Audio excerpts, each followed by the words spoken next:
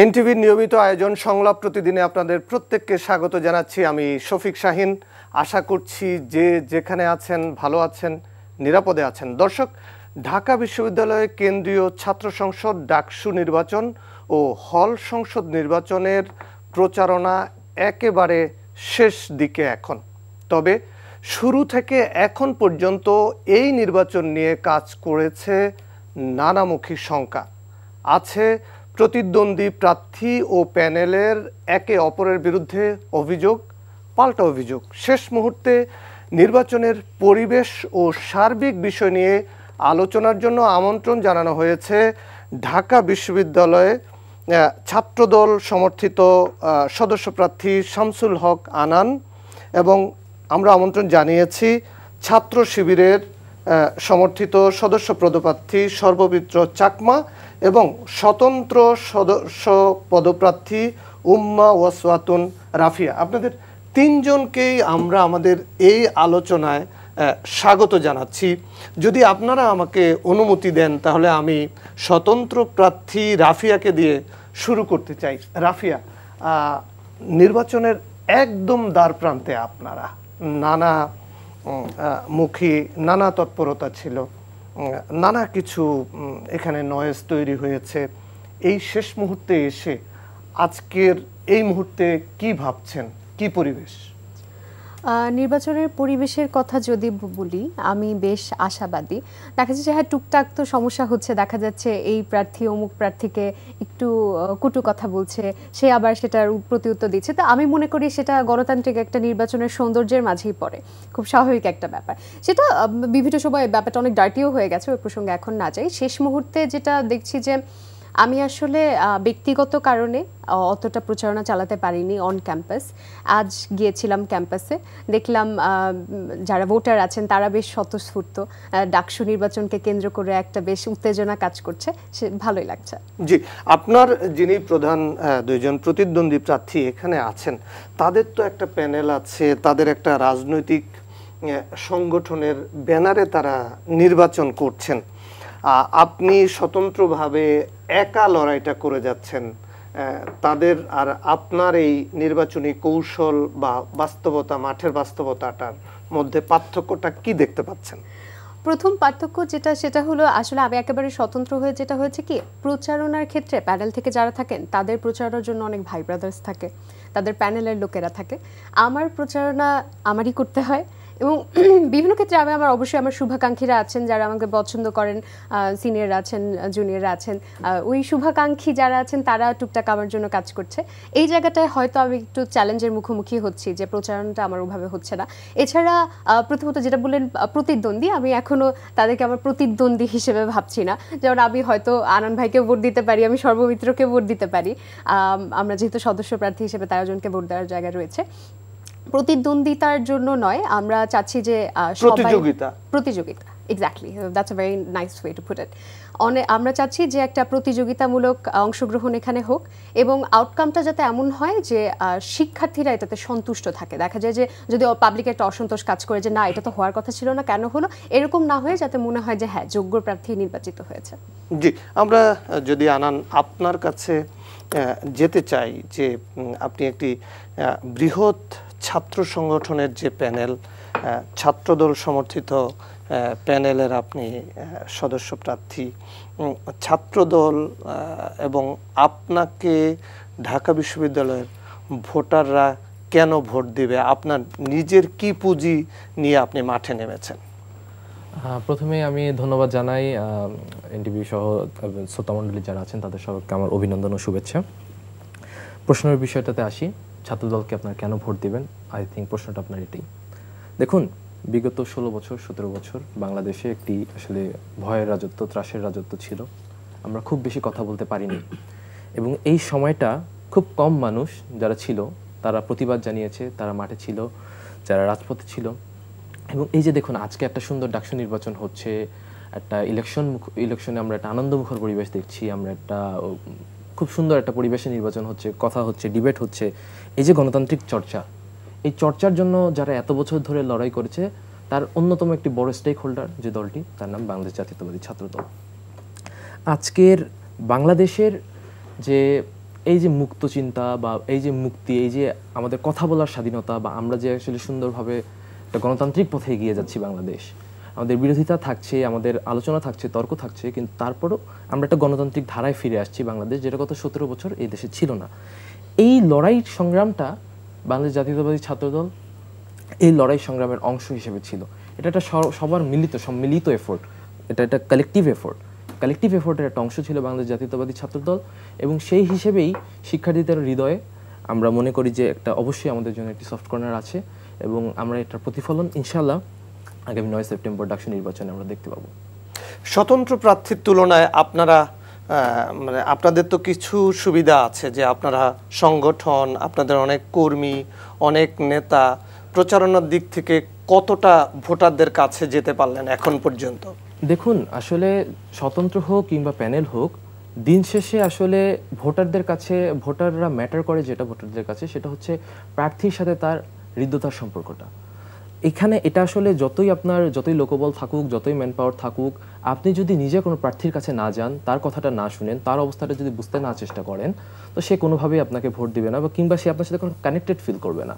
সুতরাং এই বিষয়টা খুবই ইম্পর্টেন্ট। এটা আসলে প্যানেল হোক, দল হোক, স্বতন্ত্র হোক, যেভাবেই হোক, এই বিষয়টা ইম্পর্টেন্ট যে একজন প্রার্থী তার ভোটার বেস যারা, তাদের সাথে সরাসরি তাদের কাছে যাবে, তাদের সমস্যাগুলো শুনবেন, তাদের কথাগুলো শুনবেন, তাদের জন্য কি করা যায় সেই ব্যাপারে তার যে বক্তব্য, তার যে ইশতেহার, সেটা নিয়ে তাদের সাথে আলোচনা করবেন, তাদেরকে আশ্বাস দিবেন, এবং নিজের পরিকল্পনাটাকে খোলামেলা বলবেন।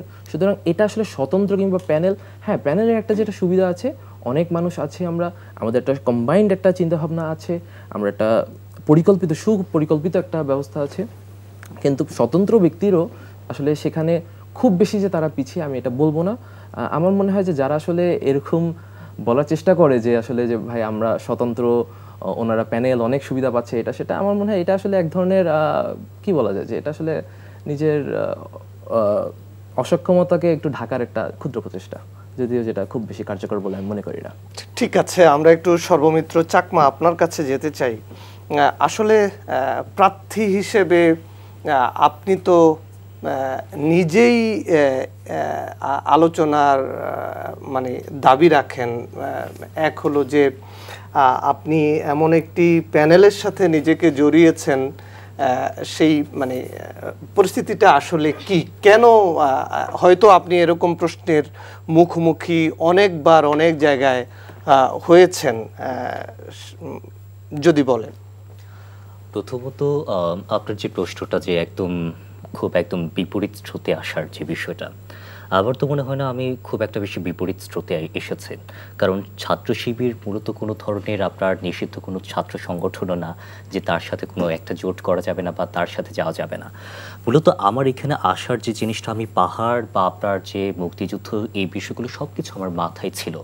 এবং কিন্তু আমার যে বিষয়টা সেটা হচ্ছে আপনার কারা শিক্ষার্থীদের জন্য ভালো মতো কাজ করতে পারবে, কারা আপনার আমাদের যে বড় অঙ্কের যে বাজেটটা আছে সেই বাজেটের অর্থ কারা নয়ছয় করবে না, এবং কারা স্বচ্ছতা জারি রাখবে, এবং কারা মূলত শিক্ষার্থীদের জন্য কাজ করতে চায়, কারা চায়।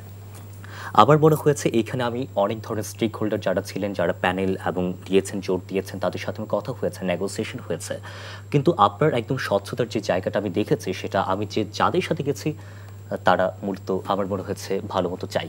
আমি বলছি না যে আমি যাদের সাথে যাইনি তারা চায় না, একদম এই কথাটা বলছি না। কিন্তু আমার কাছে মনে হয়েছে আমি যাদের সাথে গেলে কাজ করতে পারবো, আমি তাদের সাথে গেছি।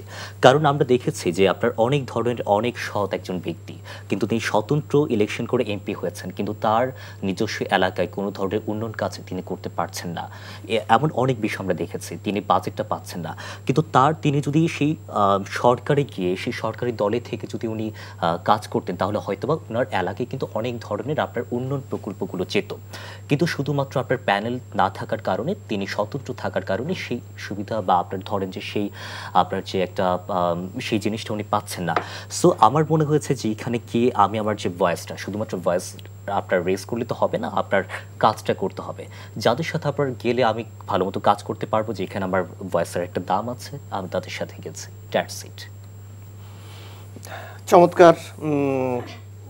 সর্বমিত্র চাকমা তার প্যানেল নিয়ে বললেন।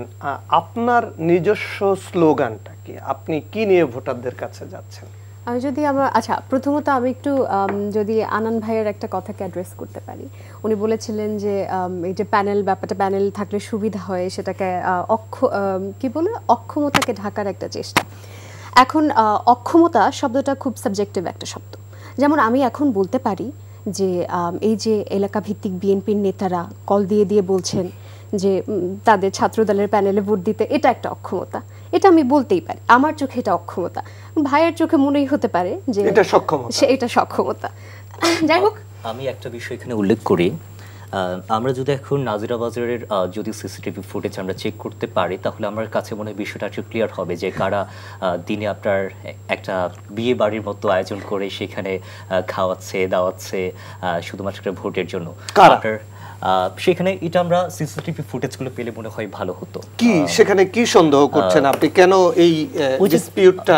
বিষয়টা হচ্ছে অনেকটা ওই যে কাবিখা একটা বিষয় আছে না, যে একটা কাজের বিনিময়ে খাদ্য কর্মসূচি, এটা হচ্ছে ভূমিকা ভোটের বিনিময়ে খাদ্য, সেরকম একটা কর্মসূচি চলছে মনে হচ্ছে। এবং আবার মনে হয় নাজিরাবাজার আমাদের তো একটা বিষয় আছে, একটা শঙ্কা আছে যে পরবর্তী বছর ডাকসু হবে কিনা। আবার মনে হয় নাজিরাবাজারের যে সকল যে রেস্টুরেন্ট ব্যবসায়ীরা আছে, তারা যদি আপনার আন্দোলন করে যে আমরা প্রতি বছর যদি ডাকসু হয় আমাদের ব্যবসাটা ফুলে ফেঁপে ওঠে, সো আমরা ডাকসু চাই, এরকম যদি একটা মানে আন্দোলন যদি করে, আমরা নিশ্চয়ই আবার ডাকসু পাবো। আমাদের দর্শকদের উদ্দেশ্যে আপনি কি একটু খোলাসা করে বলবেন যে আসলে ঘটনাটা কি? আমি নিজে জানি ঘটনাটা আপনার তদন্ত করেন বা বিভিন্ন কিছু আপনি যদি, আমি এই তো বিষয়টা বললাম যে এটা শুধুমাত্র আমি বললে তো হবে না, এটা আমি বলেছি একদম সিসিটিভি ফুটেজগুলো আপনার পাবলিশ করা হোক। সেটা আপনাদের কাছে কি তথ্য এসেছে? আপনি যে এই অভিযোগটা করছেন বা এই দাবিটা করছেন, তথ্য বলতে আমি নিজেই সেখানে গেছি। এখন কথা হচ্ছে আমি কেন গেছি। আমার সাথে আমি এই পর্যন্ত আমি যতবার গেছি আমার সর্বোচ্চ গেছে 5 জন। একদিন গেছে 1 জন, দ্বিতীয় দিন গেছে 3 জন এবং এরপরে গেছে 5 জন। এবং তারা কারা? তারা হচ্ছে ছাত্র শিবিরে যারা কর্মী আছে তারা, এবং আমার এক ফ্রেন্ড। আমি তার কাছে ভোট না চাইলেও সে আমাকে ভোট দিবে, সেই ফ্রেন্ড। এবং সে আমাকে প্রতিদিন সে আমাকে হেল্প করছে। তার হেল্প করার যে জায়গাটা, সেটা সে বলছে তুমি যে এই যে জায়গায় এসেছো, তুমি যে সাহসটা দেখেছো, সেজন্য আমি হেল্পটা করছি।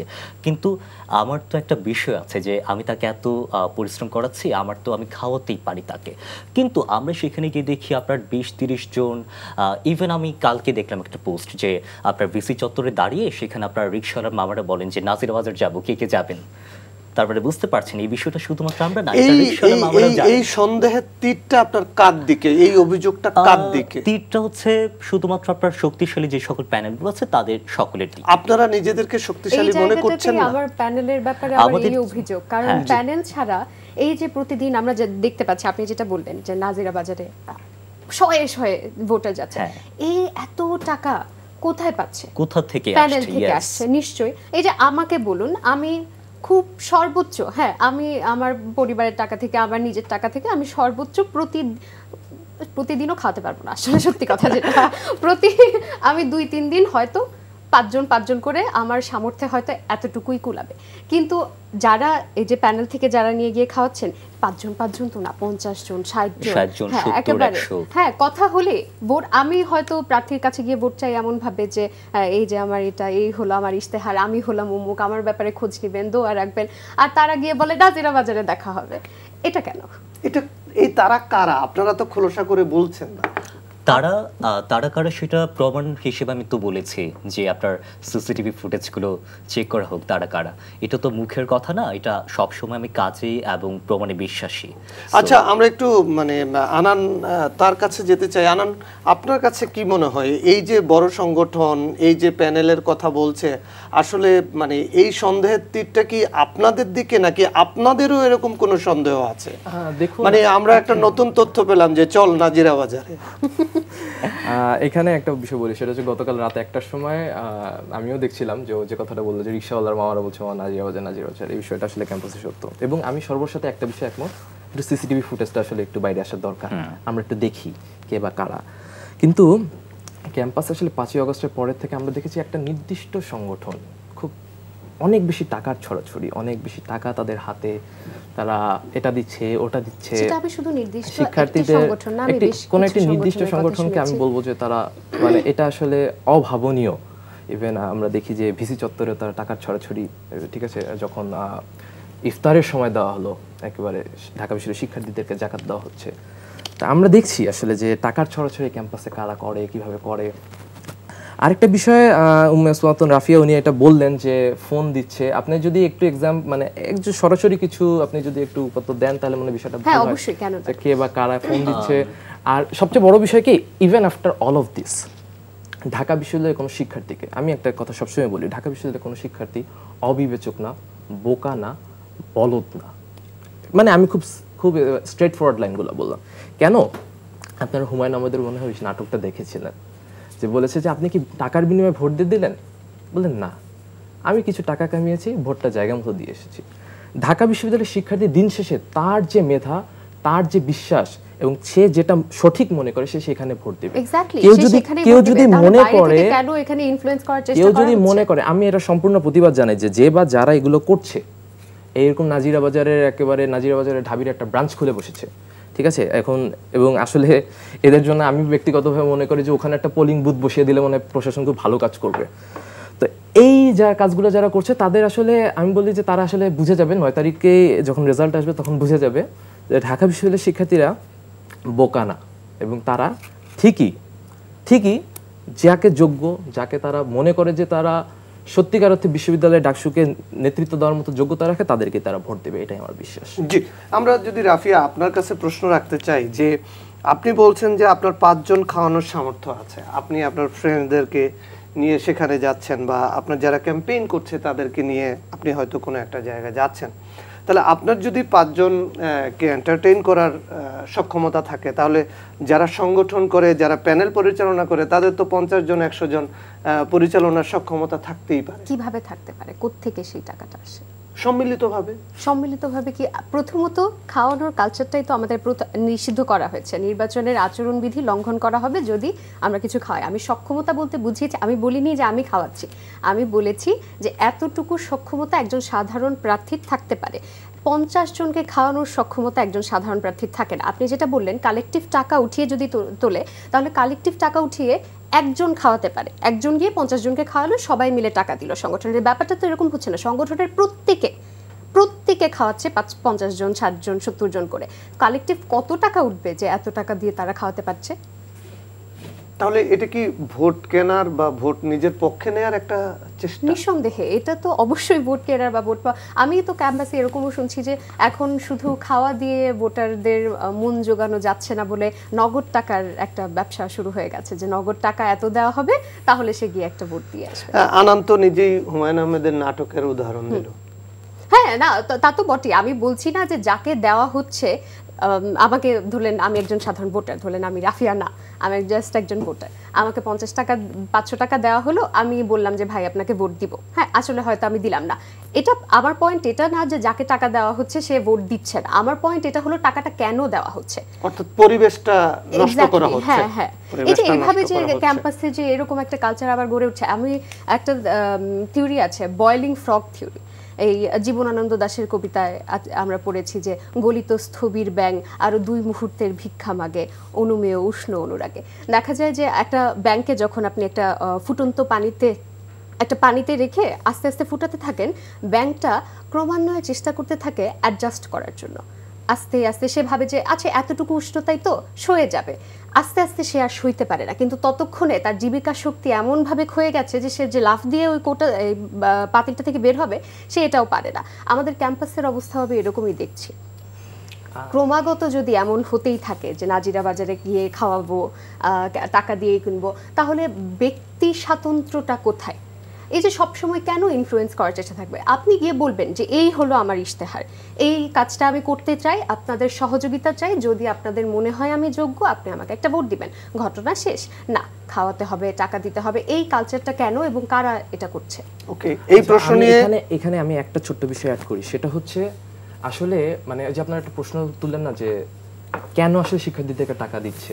আমার বিশ্বাস শিক্ষার্থীরা তো এই টাকা নিয়ে কোনদিন তাদেরকে ভোটটা দিবে না, তারা ভোটটা দিবে তারা যাদেরকে যোগ্য মনে করে। কিন্তু এই যে আমি একটা উদাহরণ দিলাম কিছুদিন আগে, যে ভিসি চত্বরে টাকা বিলি করাচ্ছে জাকাত হিসেবে। আসলে ঢাকা বিশ্ববিদ্যালয়ের শিক্ষার্থীদের সম্পর্কে তাদের মাইন্ডসেটটা এরকম যে এরা হচ্ছে গরিব, এরা ফকির, এদের হচ্ছে মানে চাহিদা অনেক বেশি, এবং এদেরকে ইচ্ছামতো টাকা বিলিয়ে আমরা সেটা ভোটটা হচ্ছে কিনতে যারা পারবো। যারা খাওয়াচ্ছে ঠিক আছে? নাজিরা বাজারে আমরা গিয়ে কিন্তু তাদের ওপেনলি mindset দেখেছি সেরকম। যে কিভাবে একেবারে তাহলে ডিসি চত্বরে সেটা- টাকা সেটা একটা বিলি কাঙালি করেছে, ভোজ কিন্তু আর কি। হাতে হাতে টাকা আমরা বিলি বলতে করেছে। পারি আমরা নাজিরা বাজারে যেটা যখন হচ্ছে, হচ্ছে ইফতারের সময় দেখেছি, ইফতারের সময় কিন্তু আমরা দেখেছি তখন। সো এটাই এরাই আসলে মূলত দিন শেষে এরাই, এবং ঢাকা বিশ্ববিদ্যালয়ের শিক্ষার্থীদেরকে নিয়ে যে তাদের আসলে কতটা নিম্নমানের চিন্তাধারা এবং তাদেরকে তারা যে আসলে কতটা ছোটভাবে চিন্তা করে, এগুলো আসলে আমি অনেক শিক্ষার্থীর সাথে কথা হয়েছে যারা আসলে ওই যে যখন ফিরে এসে দেখা গেল যে আমি হলে বসে চা খাচ্ছি, তখন ফিরে এসে বললো যে ভাই আজকে তো খেয়ে আসলাম, অমুক ভাই খাওয়াইছে, তুমি কি জানো অমুক ভাই কি করে?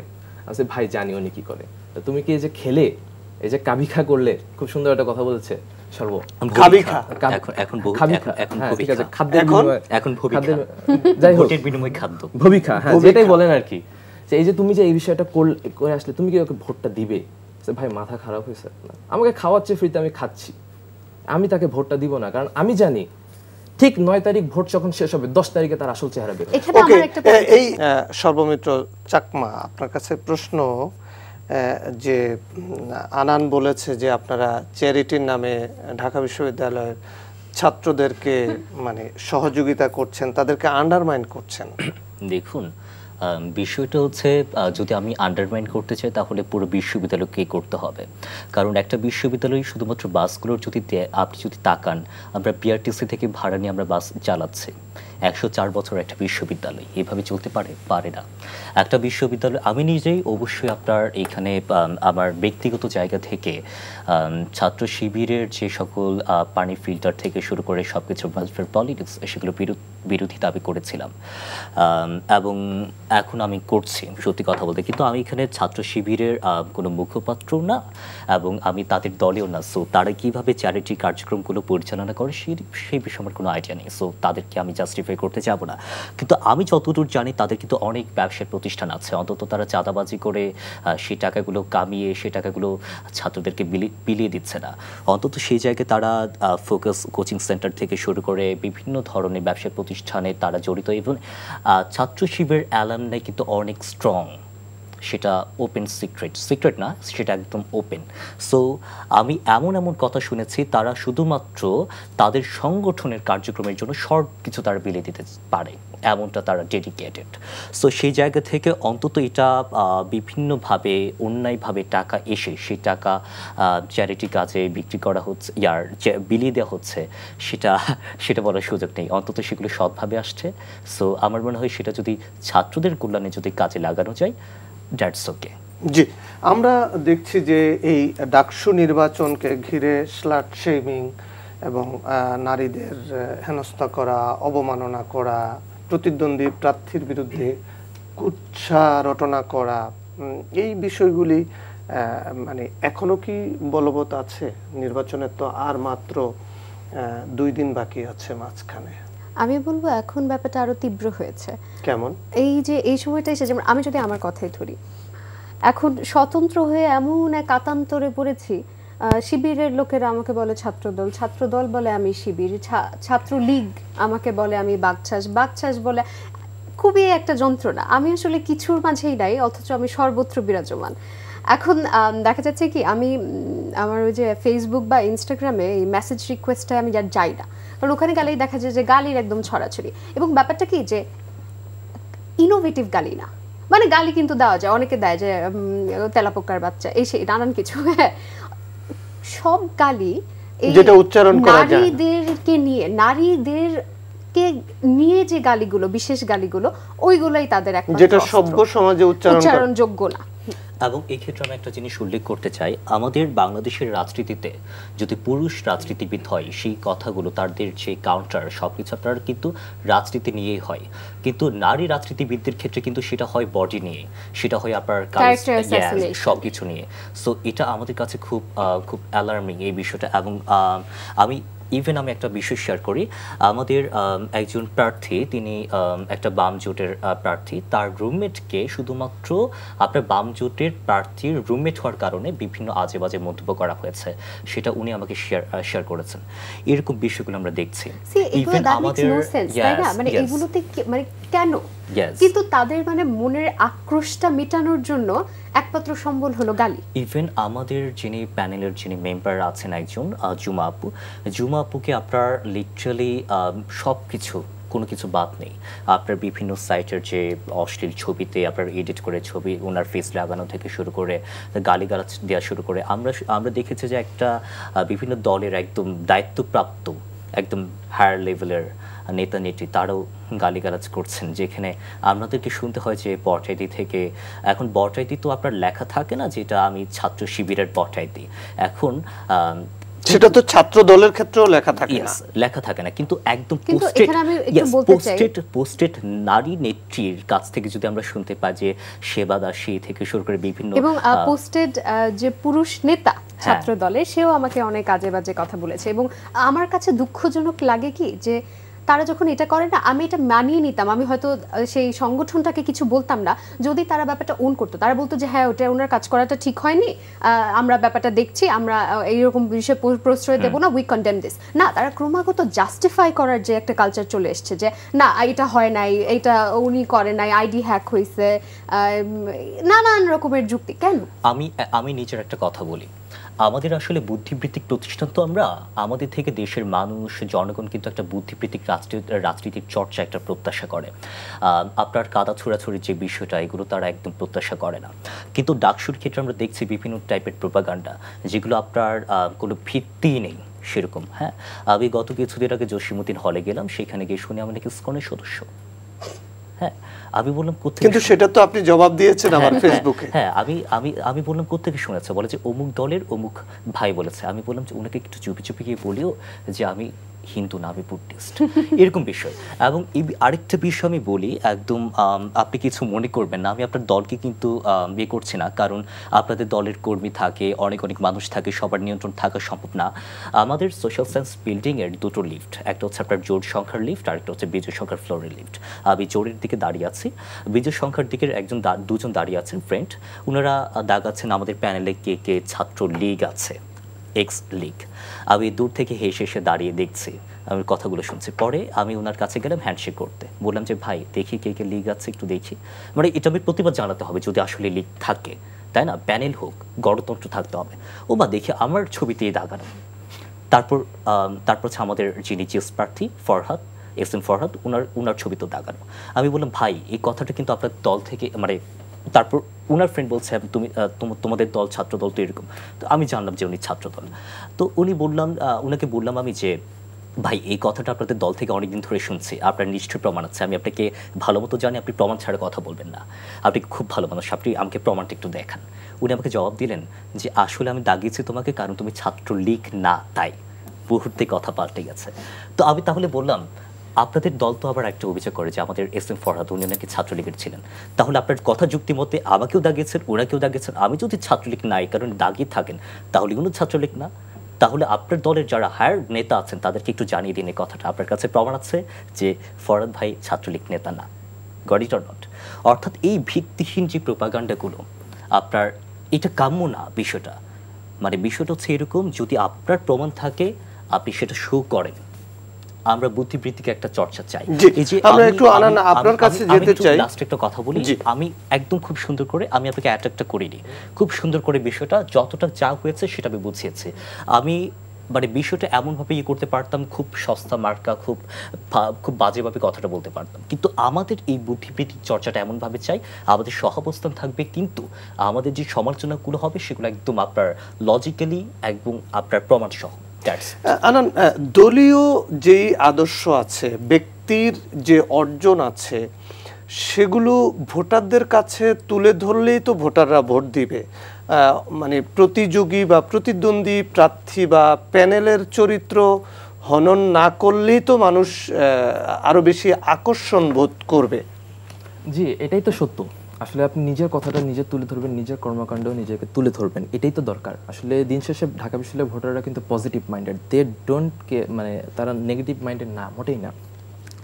তারপরেও মানে আসলে রাফিয়ার প্রতি আমার সহমর্মিতা অবশ্যই, এবং শুধু তাই না, যারা আসলে যে সকল নারীরা আমাদের বোনেরা রাজনীতিতে আছেন তাদের সকলকেই সবসময় আমি দেখলাম যে এই জিনিসটা ফেস করতে হচ্ছে এবং এটা খুবই দুঃখজনক যে একজন নারীকে তার রাজনৈতিক মানে অবস্থানটাকে আমি প্রশ্নবিদ্ধ করতে পারি, তার কথা কিংবা তার কোনো যদি কোনো কিছু আমার পছন্দ না হয়, কোনো যুক্তি কিংবা কোনো আইডিওলজি আমার পছন্দ না হয়, কাউন্টার করতে পারি, আইডিওলজি কাউন্টার দিতে পারি, কিন্তু তাকে স্লাট শেমিং করাটা। এবং কিছুদিন আগে আসলে মানে আমি আসলে দিন শেষে আসলে মানে এই যে আমি এখন আপনার সাথে এখানে কথা বলছি, সাপোজ ধরুন আমি কোনো একটা নির্দিষ্ট গোষ্ঠীকে একটু বাজে কথা বললাম, একটু কটু কথা বললাম, আপনি জাস্ট কমেন্ট সেকশনটা দেখবেন, ভরে যাবে, জাস্ট ভরে যাবে। এবং আমরা বাংলাদেশে এখন সবাই মোটামুটি বুঝে গেছি কে বা কারা এটা করে, কোন আইডিওলজি তারা এটা ধারণ করে, তারা কিভাবে কি আক্রমণ করবে, কি করবে। কিন্তু এরও বাইরে আসলে সত্যি কথা বলতে আমি ওই প্রত্যন্ত অঞ্চলের তাদের ওই সকল 2 টাকা 5 টাকার বট কমেন্টে নিয়ে আমি আসলে খুব বেশি কনসার্ন না। আমি খুব বেশি আমাকে হতাশ করে যখন থেকে ঢাকা বিশ্ববিদ্যালয়ের একজন শিক্ষিত শিক্ষার্থী সেও এরকম ধরনের ঘটনা ঘটাচ্ছে। 2 দিন আগে আমরা দেখলাম যে একজন নেত্রী হচ্ছে আমাদেরই ব্যাচমেট, আমার ব্যাচমেট, সে আসলে রিট করেছিল এসএম ফরওয়ার্ডের প্রার্থিতা নিয়ে, এবং ঢাকা বিশ্ববিদ্যালয়ের একজন শিক্ষার্থী, এবং তার প্রোফাইলে আমরা যে দেখলাম যে সে আসলে জামাতে ইসলামের প্রোগ্রাম করছে, মাথায় পুরো ধরনের ব্যানার লাগিয়ে সে জামাতে ইসলামের প্রোগ্রাম করছে, এবং সে উক্ত নেত্রীকে গণধর্ষণের, সরি মানে আসলে লাইভ টিভিতে জাতীয় টেলিভিশনে এই ধরনের শব্দ আসলে বলা যায় কিনা, যেসব কমেন্ট হয় আপনার কমেন্ট বক্সগুলো চেক করবেন, নাও করতে পারেন, আপনার মানসিক স্বাস্থ্য তাতে ভালো থাকবে। এই ধরনের শব্দ আসলে মানে এই ধরনের আসলে হুমকি দিচ্ছে কে? ঢাকা বিশ্ববিদ্যালয়ের শিক্ষার্থী। কোন অবস্থায় আসলে তাদের মাইন্ডসেটটা কি, এটা আসলে মানে আমি আসলে এটা আমার মানে কোনো সভ্য ভদ্র সেন্সে আপনি এটা আসলে মানে ধরতেই পারবেন না। আর আরেকটা বিষয় আমি এখানে অ্যাড করতে চাই, সেটা হচ্ছে সর্ব বলল যে উনি মুখপত্র না, বা উনি আসলে শিবিরের মুখপত্র না, কিন্তু দেখুন আপনি প্যানেলে আছেন, প্যানেলে আসার পরেই কিন্তু এগুলো অনেক কিছু ঘটছে, এবং এইসব বিষয় কিন্তু আপনার প্যানেলের পক্ষে যাচ্ছেন। ধরুন আপনি শিবিরের মুখপত্র না, আপনি শিবিরের জবাবটা আপনি দিবেন না, প্যানেলের জবাবটা তো দেন। আপনার প্যানেলের বিরুদ্ধে কোনো কিছু বললে কেন আমাদের বট আইডি অ্যাটাক হয়? আরেকটু আপনার আমি আসার পরে হয়নি, সেটা আগে হয়েছে। ঠিক আছে, আপনি জাকাতের কথা বাদ দেন, আপনাকে জাকাত নিয়ে কোনো এখানে অ্যানসার করতে হবে না। আপনি বটের আপনি এখানে আমাকে বলেন। আমি আপনাকে একটা ঘটনা বলি।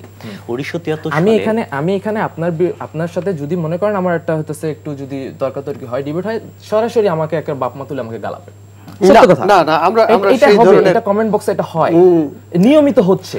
সেই ধরনের আলাপে আমরা না যাই, আমরা ঢাকা বিশ্ববিদ্যালয়ে হচ্ছে ভোট কেন্দ্রিক স্লাট শেমিং করা হবে কেন? এটা আপনার বিরুদ্ধে কেন হয়? আপনার বিরুদ্ধে কিছু বললে কেন এরকম হচ্ছে? কেন আমাদের কি বলার কোনো স্বাধীনতা নেই নাকি? মানে এটা আসলে কি হচ্ছে বলেন তো, একটু বলেন, আমি শুনতে চাই। তাহলে সেক্ষেত্রে আমি আপনাদেরকে একটা কথা বলি। আমি জাস্ট এই প্যানেলে আসার পরে শুধুমাত্র বট আইডি না, রিয়েল আইডি থেকে এমন বাজে বাজে কথাবার্তা, আপনারা হয়তো বা সাংবাদিক মানুষ, আপনারা জানেন যে কতটা কি আমি সহ্য করছি, কিভাবে আমি যাচ্ছি। তো বট আইডিগুলোর তো আসলে কোনো পরিচয় নেই, সেগুলো আপনার কেমন কি, কোন দলের কোন মতাদর্শের। আমি 1973 সালের একটা ঘটনা বলি। আপনার যখন ছাত্রলীগ এবং ছাত্র ইউনিয়ন যখন জোট করে, সেই জোটে আপনার জাসদ ছাত্রলীগ প্রতিদ্বন্দ্বিতা করে ডাকসুতে, এবং পরবর্তীতে দেখা যায় জাসদ ছাত্রলীগের জেতার সম্ভাবনা বেশি। তখন আপনার ব্যালট বাক্স চুরি হয় শেখ কামালের নেতৃত্বে, এবং যখন ব্যালট বাক্স চুরি হয় তখন কার স্লোগান দিতে ওরা ঢুকেছিল আপনারা জানেন, জাসদ ছাত্রলীগের, কারণ যাতে দোষটা জাসদ ছাত্রলীগের ঘাড়ে পড়ে। এখন সেক্ষেত্রে আমি বলছি না, আমি দায় এড়ানোর বিষয়টা বলছি না, আমি এটা বলছি না। এখন কিন্তু সেক্ষেত্রে বট আইডিগুলো কার, তারা মানে এই বিষয়টা আসলে খোলসা নেই। এখন বট আইডির ক্ষেত্রে কিন্তু বিশ্ববিদ্যালয়ের তদন্ত কমিটি তো তাকে বলছে যে সে কোনো রাজনৈতিক দলের সাথে সম্পৃক্ত না। আমি আপনাকে দুটো কথা একদম পরপর বলি। প্রথম বিষয় হচ্ছে বট আইডির কথা। বট আইডিগুলোর আপনারা তদন্ত করেন, আপনারা সেগুলো বের করেন। যদি বের করা হয়, আমরা আমাদের প্যানেল ঐক্যবদ্ধ শিক্ষার্থী জোট, আমাদের যে ছাত্র শিবির আছে, আমরা নিজেরা কেস দিব তাদের বিরুদ্ধে। আপনি কেস দিবেন, আপনি কেমনে বলছেন? আপনি কিছুক্ষণ আগে বলেন আপনি মুখপত্র না। ওয়েট আমরা ছাত্র শিবির মুখপত্র না, আমরা কিছুক্ষণ আগে বললেন ঐক্যবদ্ধ শিক্ষার্থী জোট থেকে দিব বললাম। আচ্ছা, এবং ছাত্র শিবির নিজেও দিবে। আমরা সেটা এটা তো আপনি বলতে পারবেন না। আপনি কিন্তু কিছুক্ষণ আগে দাবি করলেন যে আপনি এটা প্রতিনিধি না বলেছি। আমরা সেটা আগে বলেছি। আমরা তাহলে এখন আপনি ছাত্র শিবিরের প্রতিনিধি এবং আপনি ছাত্র শিবিরের বিষয়গুলো আপনি দায়বদ্ধ। আমাকে বলতে দিতে হবে। আমরা আলী হোসেনের বিরুদ্ধে আমরা বিভিন্ন ধরনের যা কিছু দরকার, স্টেপ নেওয়া দরকার, সেটা আমরা দাবি তুলেছি, আমরা দাবি করেছি, এবং তাকে তো 6 মাসের জন্য বহিষ্কারও করেছে। এখন ছাত্র শিবির সম্পর্কে আমি নিজেও কিন্তু ক্রিটিক করি। আমি এই যে বিষয়টা দেখেন, ছাত্র শিবির এবং জামাত ইসলামী দুটো কিন্তু একদম আলাদা। তাদের মধ্যে সম্পর্ক নেই কথাটা বলছি না, দুটো কিন্তু আলাদা সংগঠন। তাদের মধ্যে আপনার একদম লেজুর ভিত্তিক জিনিসটা কিন্তু নেই। আমি মাঝখানে যতদূর আমি জানি ততটুকু বলছি, হ্যাঁ, কারণ প্রথম কথা আবার দ্বিতীয় কথা এবার আনি যে আমি তো মুখপাত্র না, কিন্তু যতদূর আমি জানি এবং সবাই জানে যে এই দুটোর আপনার একটা ভিন্ন ইন্টেলেকচুয়াল জিনিস নিয়ে চলে। এখন সেই জায়গায় আপনি বারবার তাকে আপনি স্টাবলিশ করার চেষ্টা করছেন তিনি শিবিরের নেতা। আপনার যদি কমন সেন্স থাকে আপনি কোনোদিন বলবেন না একজন শিবিরের নেতা সে আপনার হচ্ছে শোভাযাত্রার যে টুপি পরে আপনার জামাত ইসলামের একটা প্রোগ্রামে গিয়ে আপনার কাজুমজু হয়ে আপনার ইয়েতে বসে আছে, একটা চেয়ারের মধ্যে বসে আছে। সে যদি শিবিরের নেতা হতো তাহলে আপনার স্টেজ দাপিয়ে বেড়াতো। এবং আপনি শুধুমাত্র এই একটা ছবির জন্য এখন আপনার বিএনপি হোক বা আপনার জামাত ইসলামী হোক বা আপনার এখন তো আওয়ামী লীগ নিষিদ্ধ, ইভেন আপনার আওয়ামী লীগ হোক, আপনার এত তো নেতাকর্মী, এত তো সাপোর্টার হিসেবে সে যেতেই পারে এবং তার প্রতি কন্ট্রোলটা থাকাটা ইটস সো টাফ। এবং সে কোনো ধরনের আপনি যদি তাকে দেখাতে পারতেন যে আলী হোসেন সে আপনার জামাত শিবিরের বা জামাতের হোক বা শিবিরের হোক সে ওই মানে পোস্টেড আছে, হ্যাঁ, এখন কমিটি তো প্রকাশিত না, তাহলে আমি কিভাবে বলবো? হতে পারে না যে সে আমি বলি কমিটি তো প্রকাশিত না, কমিটি তো গুপ্ত। আমরা 18 জন বা 20 জনের বাইরে পুরো ক্যাম্পাসে তো এই 18 জন বা 20 জন শিবির মাত্র। এখন আরো কি লোক নেই? আপনি প্রমাণ তো দেখাচ্ছেন হচ্ছে জামাতের, কিন্তু আপনি দাবিটা তুলছেন শিবিরের। ঘটনা এই জায়গায় মানে জামাত আর শিবির কোন কানেক্টেড কিছু না, কানেক্টেড না এটা বলছি না, কিন্তু কথা হচ্ছে তারা লোকজন বলে যে এনসিবি বাক্সাস এক না আর কি, তারা দুটো আলাদা সংগঠন, দুটো আলাদা সংগঠন। Yes, I know that they are well connected organizations. এই দুটো আলাদা সংগঠন, সেটা আপনাকে মানতে হবে। এখন আপনি প্রমাণ দিচ্ছেন যে তার মাথায় হচ্ছে জামাত ইসলামের টুপি, কিন্তু আপনি তাকে এস্টাবলিশ করতে চাচ্ছেন সে হচ্ছে শিবিরের নেতা। এটা তো মানা যায় না। কিন্তু সেটা তো আবার বিশ্ববিদ্যালয় কর্তৃপক্ষ তারা তদন্ত করে বলেছে যে তার সাথে রাজনৈতিক কোনো সম্পৃক্ততা নেই। রাফিয়া, ডাকসু কি আসলে রাজনৈতিক নেতৃত্ব তৈরির কারখানা, নাকি ডাকসু যে ছাত্র আছে, শিক্ষার্থী আছে, তাদের যে একাডেমিক যে এক্সিলেন্স সেটা তৈরি করার পেছনে ভূমিকা রাখবে? নিঃসন্দেহে ভূমিকা। প্রথম প্রশ্নটা হচ্ছে যে রাখবে কি না, রাখা উচিত কিনা তা সেটা প্রশ্নটা না। ওকে, এখন প্রথমত আমি যেটা বলেছি প্যানেলের এই সমস্যা দেখেন, আমরা যতক্ষণ এখানে টকশো করলাম বেশিরভাগই যে আমরা কে কি কাজ করব বা এক্সেলেন্সে কি ভূমিকা রাখবো সেটা না, রাজনৈতিক মানামারি নিয়ে আমরা বেশিরভাগ কথা বলেছি। এই যে প্যানেলের সমস্যা আসলে এটাই যে যখন আমরা বিভিন্ন প্যানেল থেকে করি তখন এই যে রাজনৈতিক দ্বন্দ্বটা আমাদের সামনে এসে পড়ে। এখন নিঃসন্দেহে আমাদের টার্গেট হওয়া উচিত যে একাডেমিক এক্সেলেন্সের জায়গা থেকে ঢাকা ইউনিভার্সিটিকে একটা অনন্য জায়গায় নিয়ে যাওয়া। এই যে আমি একটা কথা বলতে বাধ্য হই, কিউএস র্যাঙ্কিংয়ে এখন আমরা যখন দেখি যে ঢাকা বিশ্ববিদ্যালয় অনেক দূরে থাকে, এটা কিন্তু একটা বিশেষ কারণ আছে। এটা হলো ডিপার্টমেন্ট ভিত্তিক অনেক রকমের ইনপুট আমরা দিই না। যেমন হলো কে কোথায় এমপ্লয়মেন্টে গেছে, কে কোথায় স্কলারশিপে গেছে, কোন দেশে গিয়েছে, কেমন পড়াশোনা করছে, এইসব কিন্তু ইনপুটে দিতে হয়, অনলাইনে দিতে হয় এবং সেই প্রেক্ষিতেই র্যাঙ্কিংটা হয়। কিন্তু আমরা এটা দিই না। কেন দিই না? এই যে আমাদের রেজিস্ট্রার বিল্ডিং এর হর্তাকর্তারা তারা কাজ করতে চায় না, আমাদের লাঞ্চের পরে আসেন, তারপরে আমাদের যে নেতারা যাদের আসলে আমাদের জন্য কাজ করার কথা ছিল তারা কাজ করে তাদের দলের জন্য, সেই দলের কাজের মাঝখানে এটা পড়ে না যে ডিপার্টমেন্টের এই বিষয়গুলো আমরা একটু ইনপুট দিব, আমাদের বিশ্ববিদ্যালয়কে আমরা একটা ভালো জায়গায় নিয়ে যাব।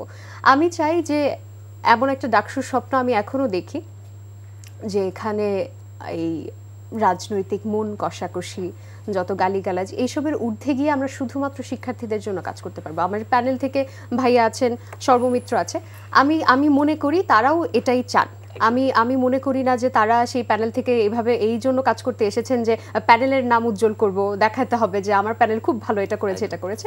আমার মনে হয় যে জায়গা থেকে আমরা এই লক্ষ্যেই আগাচ্ছি এখনো পর্যন্ত। আমি একটা সম্পূরক প্রশ্ন আপনাকে করি যে আপনি বলছেন ওনাদের প্যানেল, ওনাদের ছাত্র সংগঠন সেই ব্যানারে আসছে, এই জন্য ডাকসু একেবারে রাজনীতিকীকরণের চরম পর্যায়ে এবং এইটার সাথে ওনারা আছেন।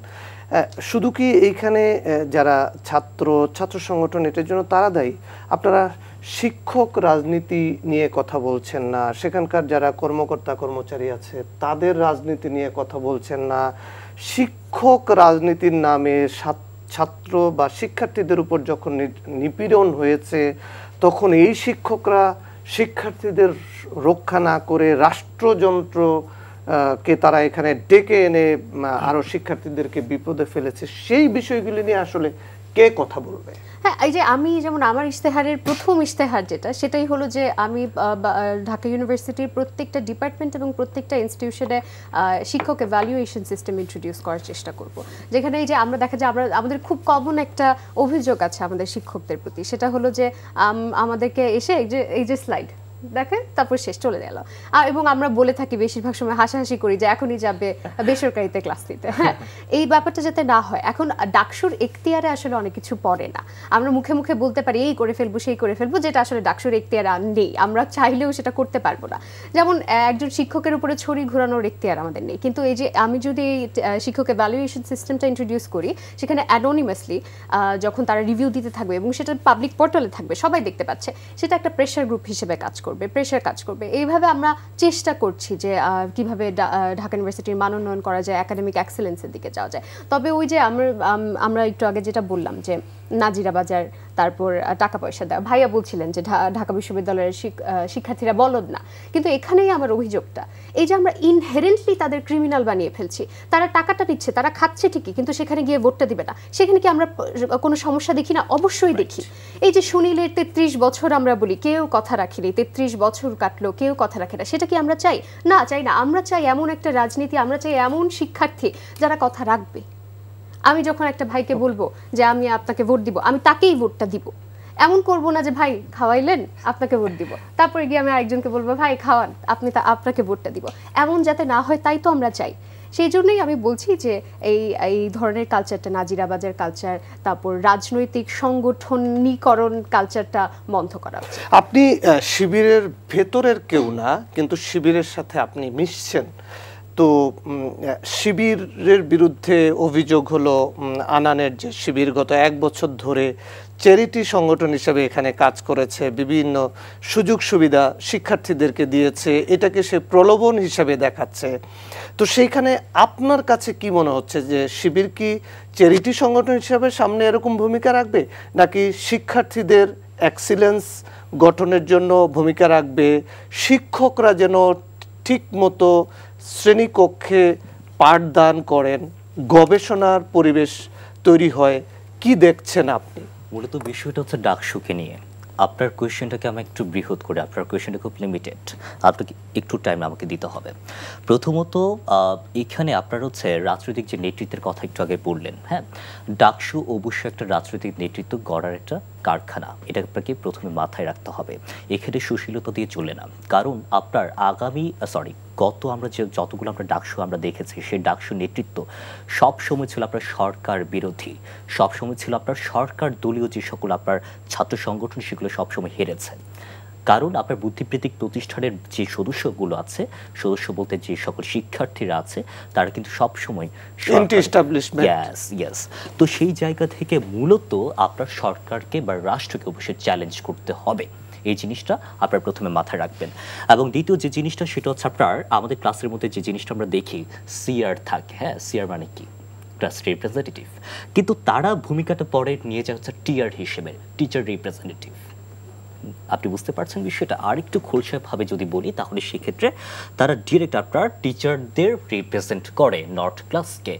আপনার ক্লাসে এসে তারা টিচারের মানে আপনার একটা কি বলবো, ওই ভূমিকাটা পালন করতে চায়, এবং একটা চাটাচাটির বিষয় আছে, যদিও শব্দটা খুব বাজেভাবে বললাম। তো এখন আপনার এমন একটা ডাকসু আমরা চাচ্ছি, যেটা সবসময় আপনার শিক্ষার্থীদের হয়ে রাষ্ট্রকে চ্যালেঞ্জ করবে, রাষ্ট্র থেকে শিক্ষার্থীদের যে অধিকার সেটা আদায় করবে। এখন আপনার পরবর্তী কোয়েশ্চেনটা একটু বলেন, আবার রিপিট যদি করতেন তাহলে ভালো হতো। জি, পরের প্রশ্নটা হলো যে শিবির একাডেমিক এক্সিলেন্সের জন্য শিবিরের প্যানেল কি ভূমিকা রাখবে, কি পরিকল্পনা? এখন প্রথমত এবং দ্বিতীয় এখন কথায় আসি, তাহলে সেক্ষেত্রে আপনার বিগত আমরা যে সকল ডাকসু নেতৃত্ব দেখেছি, সেই ডাকসু নেতৃত্ব আপনার খুব একটা বেশি শিক্ষার্থীদের অধিকার বাস্তবায়নে বা অধিকার আদায় কিন্তু সেরকম সোচ্চার ছিল না। তারা নিজেদের আখির গোছাতে ব্যস্ত ছিলেন, তারা নিজেদেরকে জাতীয় নেতৃত্বে, জাতীয় রাজনীতিতে এস্টাবলিশ করতে ব্যস্ত ছিলেন। কিন্তু আমরা দেখছি, আমি কিন্তু আবার দলখানা লোক না, যদি আমি কোনো দলে নাই, জাস্ট জোটকানা লোক, হ্যাঁ সেই জোটকানা লোকও না আমি। তো সেই জায়গায় আমরা দেখছি আমাদের যে আবু সাদিক ক্যাম্প কিন্তু আপনার অলরেডি রাজনীতিতে, জাতীয় রাজনীতিতে এস্টাবলিশড, এবং উনার বেশ একটা বড় ভূমিকা ছিল জুলাই আন্দোলন। তো সেই জায়গা থেকে উনি যদি আপনার উপদেষ্টা হয়ে যেতেন, ছাত্র উপদেষ্টা, তাহলে অবাক হওয়ার মতো কিছু ছিল না। সো উনি অলরেডি কিন্তু জাতীয় রাজনীতি এস্টাবলিশ। সো উনি নিজেকে আবার আখের খুঁজতে ব্যস্ত হবেন, জাতীয় রাজনীতিতে আবার নিজেকে রিস্টাবলিশ করবেন, সেই জিনিসটা কোনোভাবেই সম্ভব না, সেটার কোনো ধরনের পসিবিলিটি নাই। এবং সেই জায়গা থেকে আমরা বারবার বলছি, আমাদের যে বঙ্গমাতা হল, আপনার কুয়েত মৈত্রী হল, এবং আপনার সোশ্যাল ওয়েলফেয়ার ইনস্টিটিউট আছে, সে জায়গা আমাদের যে প্যানেল, তারা গত আপনার কিছু দিন আগে বাস কিন্তু দিতে চেয়েছিল। সেখানে আপনার শিডিউল মাফিক আপনার বাস চলে না, মাত্র বাস একটা আছে, এবং সেটাও আপনার শিডিউল মাফিক চলে না। এখন শিক্ষার্থীদের কল্যাণের জন্য যদি চ্যারিটি সংগঠন যদি পরিচালিত করতে হয়, তাহলে করবে, সমস্যাটা কোথায়? জি, আমরা আপনার উত্তর পেয়েছি। আনান, অনেকেই ধারণা করে থাকেন যে বিএনপি ক্ষমতার খুব দ্বার প্রান্তে, সেই ক্ষেত্রে ছাত্রদল যেহেতু বিএনপির অঙ্গ এবং সহযোগী সংগঠন, তাহলে এই যে সর্বমিত্র চাকমা যেই আশঙ্কার কথা ভোটারদের বলছেন যে ভোটাররা বরাবরই এন্টি এস্টাবলিশমেন্ট থাকে, তো সেই ক্ষেত্রে ছাত্রদল কি নিয়ে যাচ্ছে ভোটারদের কাছে, যার কারণে ছাত্রদলের প্যানেলকে, আপনার প্যানেলকে ভোটাররা ভোট দিবে, বিজয়ী করবে? দেখুন, একটা কথা আমি আগে একটু বলে রাখি, সেটা হচ্ছে ছাত্রদল মোটেই এখন এস্টাবলিশমেন্টের কোনো অংশ না। এস্টাবলিশমেন্ট কারা, সরকারে কারা আছে, কাদের ভাই ব্রাদাররা উপদেষ্টা মন্ত্রী, কারা কোথায় কি খেতে যায় রাত বিরাতে, ওয়েস্ট ইন্ডিজে যায় না, কোথায় যায়, নীলা মার্কেট যায়, এগুলো মনে হয় আপনারা সবাই জানেন। তো কারা আসলে ক্ষমতায়, দেশের কন্ট্রোল কাদের হাতে, এটা আমার মনে হয় না এরকম কোনো মানুষ আছে যে বুঝে না। সুতরাং ওই আলাপে আমি নাই গেলাম। দ্বিতীয়ত, যেটা একটা খুব সুন্দর প্রশ্ন ছিল আগে, যে আসলে ডাকসু আসলে কি, রাজনৈতিক নেতৃত্বকরণের জায়গা নাকি একাডেমিক এক্সিলেন্সের জায়গা? আমি বলবো দুটো কম্বিনেশন। কীরকম, আমরা এই যে যারা আজকে বসে আছি, আমরা তো কেউ আজীবন একটা বিশ্ববিদ্যালয়ে থাকবো না। আমার আর বড় জোর 2 থেকে 3 বছর আছে পড়াশোনার, আমার এরপর পাশ করে বের হয়ে যেতে হবে। ওদের হয়তো আরও বেশি আছে, 5 বছর আছে। তো এইরকম একটা পর্যায়ে আমরা সবাই চলে যাব, এবং আমরা জাতীয় পর্যায়ে বাংলাদেশকে গড়ার যে কাজটা, সেই কাজে আমরা সবাই হাত দেবো, যে যার জায়গা থেকে, যে যার আদর্শ মতে। তাহলে এই যে আমরা বাংলাদেশকে গড়ার চেষ্টাটা করব, বা এই যে কাজটা করব, মানে কিছুতে এক্সপিরিয়েন্স থাকা উচিত। আমাদের ডাকসু হচ্ছে এটা, যে এই যে আগামী রাজনীতিবিদরা তারা নিজের ক্যাম্পাসের জন্য কি করেছে, নিজে যখন দায়িত্ব পেয়েছে তখন সেখানে কি করেছে, এটার একটা পোর্টফোলিও, এটা একটা পোর্টফোলিও তার ভবিষ্যৎকে দেখানোর জন্য হচ্ছে, আমি যখন আমার ক্যাম্পাসে ছিলাম, আমি যখন আমার জায়গাতে ছিলাম, আমি দায়িত্ব যখন আমার উপর অর্পিত হয়েছিল, আমি সেই দায়িত্ব পালন করেছি। এবং এটা দিয়েই তারা হচ্ছে দেখা যাবে যে ভবিষ্যতে যখন বাংলাদেশে যখন নেতৃত্ব দেওয়ার মানে যা সময় আসবে, তখন তারাই সুন্দরভাবে নেতৃত্ব দিবে। আরেকটা বিষয় আমি এখানে একটু বলে রাখি, সেটা হচ্ছে প্রশাসনিক যে গাফিলতি। প্রশাসনিক গাফিলতি আসলে এটা বলার আসলে মানে বললে আসলে শেষ হবে না, ঘন্টার পর ঘন্টা চলে যাবে। ঢাকা বিশ্ববিদ্যালয় প্রশাসন কতটা গাফিলতি করে এবং তারা আসলে কতটা অকর্মণ্য, এই বিষয়গুলো নিয়ে আসলে বলতে গেলে শেষ হবে না। এবং আমরাও চাই এটার একটা যৌক্তিক সংস্কার হোক, আমরা চাই এটার একটা ডিজিটালাইজেশন হোক, আমরা চাই যে শিক্ষার্থীদের যে সমস্যাগুলো এগুলো অ্যাড্রেস হোক। একটা বিষয় যে এই সর্ব খুব সুন্দর একটা কথা বলেছে, সিআরটা আসলে টিআর হয়ে গেছে, ক্লাস রিপ্রেজেন্টেটিভরা আছে টিচার্স রিপ্রেজেন্টেটিভ হয়ে গেছে। এবং বিশ্বাস করেন কিছু অংশে কথাটা একেবারেও ভুল না। কেন? কারণ হচ্ছে সংঘবদ্ধ শক্তির বিরুদ্ধে ব্যক্তি কিছুটা দুর্বল। এই জন্য শিক্ষার্থীদের সংঘবদ্ধ ভয়েস দরকার। শিক্ষার্থীদের সংঘবদ্ধ ভয়েসটা কি হবে? তাদের নিজেদের ভোটে নির্বাচিত ডাকসু। এই ডাকসু আসলে শিক্ষার্থীদের অধিকার, এটা দিতে হবে। প্রশাসন এতদিন দেয় নাই, বিভিন্ন অজুহাত দেখিয়েছিল, অনেক ঘটনা ঘটেছে, এরপরেও অধিকার থেকে আসলে শিক্ষার্থীদেরকে বঞ্চিত করা যাবে না। ডাকসু ইনশাআল্লাহ 9 তারিখ যখন ডাকসু হবে, শিক্ষার্থীরা ব্যালট বিপ্লবের মাধ্যমে তাদের পছন্দের প্রতিনিধিকে তারা নির্বাচিত করবে এবং আমরা সেই অপেক্ষায় আছি। আমি এখানে একটা বিষয় বলে রাখি, যদি আমাকে সময় দেন। আপনি আমার যিনি পাশে বসে আছেন তাকে কোয়েশ্চেন করেছেন যে ক্ষমতায় যাওয়ার দ্বার প্রান্তে। আজকে আপনার নিয়নমণি নামের একজন, তিনি হচ্ছে আপনার শামসুন নাহার হল সংসদ এইচএস পদপ্রার্থী। তিনি আমাদের তিনি কি ছাত্র দলের না অন্য কোন? তিনি স্বতন্ত্র। তিনি একটি অভিযোগ করেছেন, তাকে স্থানীয় একজন বিএনপি নেতা কল দিয়ে বলেন যাতে ভোটটা ছাত্রদলকে দেওয়া হয় এবং তিনি 9 তারিখের আগে উপজেলার সকল ঢাবির শিক্ষার্থীদের সাথে তিনি দেখা করবেন এবং যাতে প্যানেলকে ভোটটা দেওয়া হয়। ইভেন আপনার এবি জুবায়ের, যিনি আপনার হচ্ছে সহ সমন্বয়ক ছিলেন জুলাই আন্দোলনে, তাকেও মূলত বিএনপির বরিশাল বিএনপির সেক্রেটারি, জেলা বিএনপির সেক্রেটারি তিনি কল দিয়েছেন। কল দিয়ে তিনি ছাত্রদলকে ভোট দিতে বলেন। এরকম তো অন্য দলের ক্ষেত্রেও হতে পারে, ধরেন এটা তো জামাতের ক্ষেত্রেও হতে পারে বা এনসিপির ক্ষেত্রেও হতে পারে। এখন সেক্ষেত্রে আমরা বাকচাষের ক্ষেত্রে দেখছি যে বাকচাষের যে সকল প্রার্থী আছেন তাদেরকে একদম আপনার এনসিপির যে পেজ থেকে শুরু করে বিভিন্নভাবে প্রমোট করা হচ্ছে, জাতীয় নাগরিক কমিটি থেকে মনে হয় বিভিন্ন পেজ থেকে প্রমোট করা হচ্ছে। এটা আমরা একদমই শেষ পর্যায়ে আমি একটু এখানে একটা অ্যাড করি, সেটা হচ্ছে ব্যক্তিগতভাবে জুবায়ের হয়তো যদি শুনে থাকো আমি সরি ফর দ্যাট, বাট আমি ব্যক্তিগতভাবে এবি জুবায়েরের সরাসরি কোনো প্রমাণ ছাড়া তার কোনো কথা আমি বিশ্বাস করতে রাজি না। কারণ ক্যাম্পাসে ইতিমধ্যে আপনারা জানেন যে সে আসলে ক্যাম্পাসে মবস্টার নামে পরিচিত, শিক্ষার্থীদের বিভিন্নভাবে উস্কে টুস্কে নামিয়ে একটা মব সৃষ্টি করার অভিযোগ তার বিরুদ্ধে বহু আগে থেকে আছে। সুতরাং সে যদি প্রমাণ হাজির করতে পারে তাহলে সেটা নিয়ে অবশ্যই ভবিষ্যতে এটা নিয়ে তদন্ত হতে পারে, এটা নিয়ে আসলে যদি কোনো কেউ যে এরকম করে সেটা নিয়ে কথা হতে পারে, কিন্তু সরাসরি কোনো প্রমাণ ছাড়া আমি আগে তার কথা বিশ্বাস করতে রাজি না। জি, আপনি যদি 1 মিনিটে আমাদেরকে বলেন যে ভোটাররা কেন আপনাকে ভোট দেবে। আমি এই প্রশ্নের উত্তর আসলে অনেকবার মোকাবেলা করেছি এবং ওই কথাটাই আমি আবারও বলতে চাই। আমাকে ভোট দেওয়ার কারণ আমি যেটা বলি সবসময় যে আমি একজন ভীরু মানুষ, এই কারণে আমাকে ভোট দেওয়া উচিত। সে কারণটা হলো যে এই ভোটের রাজনীতি না একটা খুব আমানত হিসেবে আমি দেখি যে আমাকে যারা ভোট দিবেন এই ভোটটা আমাকে আমানত হিসেবে তারা দিবেন। আমি যে আসনটায় গিয়ে বসবো সেই আসনটা আমার আমানত। এখানে আমার সর্বোচ্চ চেষ্টা থাকবে এবং আমি এই ভয়ে ভীত থাকবো যে কোনোভাবে এই আমানতের খিয়ানত যাতে না হয়ে যায়। এবং আমি যেহেতু স্বতন্ত্র প্রার্থী, আমার এতটুকু বুদ্ধি কাজ করে যে আমি যদি কোনো গোলমাল করে ফেলি আমাকে শেল্টার দেওয়ার মতন কোনো রাজনৈতিক দল আমার পেছনে তাহলে রেজাল্ট যা আসবে মেনে নেবেন নিঃসন্দেহে। প্যানেল না, ধরেন ব্যক্তি সর্বমিত্র চাকমা, মানে পাস ফেল যাই হোক, রেজাল্ট যাই হোক, মেনে নেবেন কিনা? অবশ্যই সেটা আমাকে মেনে নিতে হবে এবং শুধুমাত্র আমার এখানে যাত্রা থেমে থাকলে হবে না। আমার প্রথম বর্ষ তখন তো আমি জানতাম না যে ডাকসু হবে, তখন থেকে আমরা নিরাপদ ক্যাম্পাস আন্দোলনের সাথে যুক্ত ছিলাম। জি, আনান। জি, দেখুন ডাকসুর আসলে কার্যনির্বাহী সদস্য, আমরা তো এখানে সবাই কার্যনির্বাহী সদস্য পদপ্রার্থী, তার যে আসলে যে ডাকসুর গঠনতন্ত্র অনুযায়ী যে আসলে ক্ষমতা বা যেটা, সেটাতে আসলে খুব বেশি কিছু সাংগঠনিকভাবে করার কোনো সুযোগ নেই। সুতরাং আপনাকে অ্যাজ এ ভোটার এমন একজন প্রার্থীকে নির্বাচিত করতে হবে যে আপনার হয়ে ভয়েসটা অন রাখবে, যে আপনার হয়ে প্রতিবাদ জানাবে, যে আপনার হয়ে আসলে লড়াইটা করবে। নির্বাচনী ফল, জি, নির্বাচনী ফলাফল যাই হোক না কেন, আমরা বিশ্বাস করি যে শিক্ষার্থীরা এই বিষয়টা অনুধাবন করতে পারবে যে কে তাদের হয়ে কথা বলতে পারবে, কি করতে পারবে। সুতরাং আমি এই হিসেবে বলবো যে আমাকে এই কারণে আপনারা চুজ করবেন, আমি আপনাদের হয়ে কথা বলবো। নির্বাচন বয়কট করবেন কিনা? না, নির্বাচন বয়কটের কোনো সুযোগই নেই। আচ্ছা, এবং নির্বাচন বয়কটের যারা চেষ্টা করে। দর্শক, এই ছিল আমাদের আজকের আয়োজন। আপনারা যে যেখানে আছেন ভালো থাকবেন, নিরাপদে থাকবেন। আজকে এখানেই শেষ করছি।